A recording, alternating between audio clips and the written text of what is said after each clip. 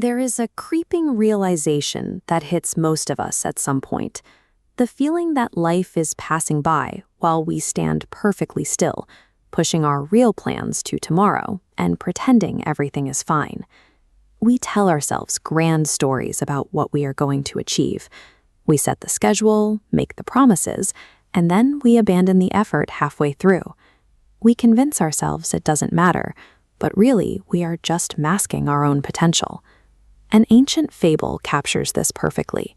A merchant's donkey escapes into a warehouse and accidentally wraps itself in a lion's pelt. When it wanders into the forest, the other animals flee in terror. For a while, the donkey enjoys the illusion. He feels safe, respected, and powerful. But the moment he hears another donkey bray in the distance, he instinctively brays back. The illusion shatters instantly, exposing him to the exact wild he was hiding from.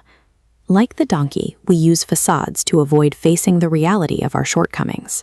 When a goal feels too difficult or a problem too large, we wear procrastination or a false sense of apathy to hide our fear of failing.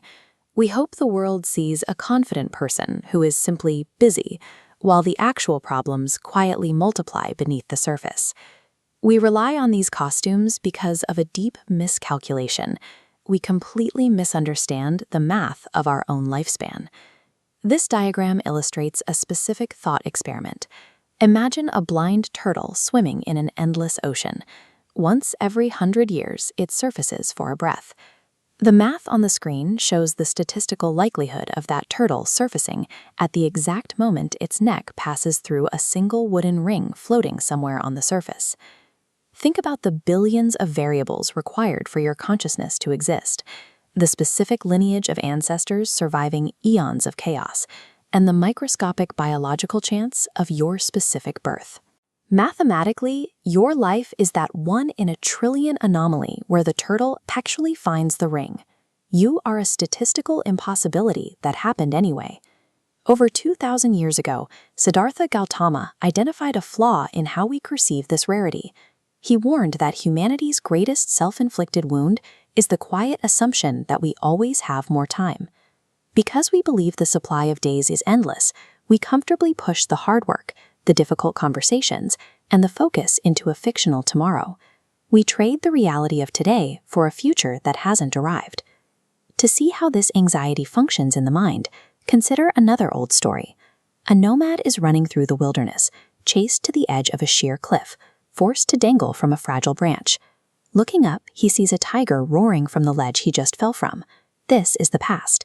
It is the accumulation of our regrets, our failures, and the versions of ourselves we are desperately trying to outrun. This diagram maps the rest of the trap. If the downward arrows represent that past, the upward arrows represent the second tiger waiting at the bottom of the ravine. That is the future, the impending deadlines and the terrifying unknown. Caught between the two, the nomad's hands go weak. He is paralyzed, about to fall not because the branch breaks, but because his mind is panicking over things he cannot reach. When you find yourself unable to take action in your own life, it is rarely due to a lack of work ethic.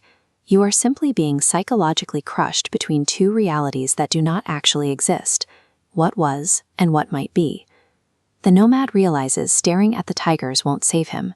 Instead, he narrows his focus entirely to a small, ordinary berry growing out of the cliff wall right next to him. He plucks it and eats it. Because he does this with absolute, unbroken awareness, the panic recedes. Hanging there, staring at the drop, he actually smiles. This berry represents the present moment.